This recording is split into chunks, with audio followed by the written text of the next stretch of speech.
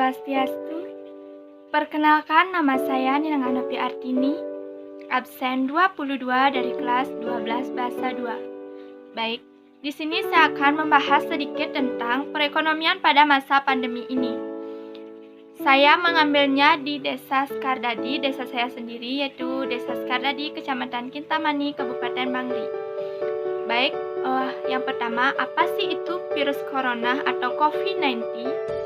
COVID-19 atau sering disebut dengan virus corona merupakan virus baru yang ditemukan pertama kali di Wuhan, China pada Desember 2019.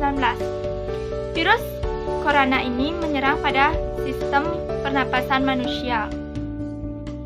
Virus corona atau COVID-19 ini sangat merugikan masyarakat, baik di bidang pendidikan maupun di bidang ekonomi.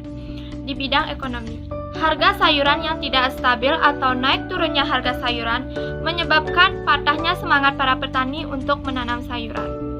Hal ini disebabkan karena banyaknya karyawan atau pekerja kantoran yang di PHK, sehingga karyawan-karyawan tersebut dan pekerja kantoran tersebut memilih untuk mengalihkan profesinya sebagai petani atau menanam sayuran.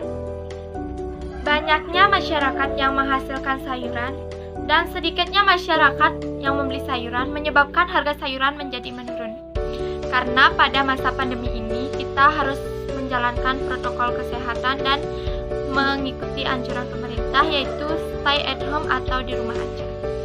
Kebanyakan masyarakat di perkotaan menanam sayuran di sekitar rumahnya atau membuat hidroponik, sehingga masyarakat di perkotaan tidak lagi membeli sayuran ke para petani lainnya, seperti ke petani di desa-desa. Itu salah satu hal yang menyebabkan harga sayuran menjadi tidak stabil atau naik turun. Dengan adanya virus corona ini, para petani mengeluh ataupun kecewa dengan harga sayuran yang tidak stabil ini, di mana kebutuhan mereka sangat besar. Karena para siswa sekarang melakukan social distancing atau daring belajar dari rumah.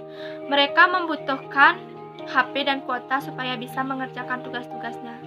Dengan harga sayuran yang tidak stabil ini, para petani ini mengeluh dengan adanya social distancing, di mana mereka harus memberikan kuota setiap bulan atau setiap minggu untuk supaya anak-anaknya bisa belajar dengan baik. Namun di sisi lain, kebanyakan murid atau siswa-siswa memilih bekerja setengah hari untuk membeli kuota supaya tidak tergantung pada orang tuanya, di mana mereka akan membuat tugas sampai kurang lebih sampai jam 12. Mereka belajar, fokus belajar, setelah itu mereka bekerja supaya mereka bisa membeli kuota dan tidak merepotkan orang tuanya.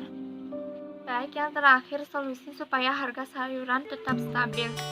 Yang pertama, ketika masyarakat banyak yang menanam sayuran, sebaiknya kita perlu berpikir secara luas atau berpikir aktif, biar tidak kita semua menanam sayuran, supaya kita bisa mengembangkan usaha lainnya seperti jualan online, membuat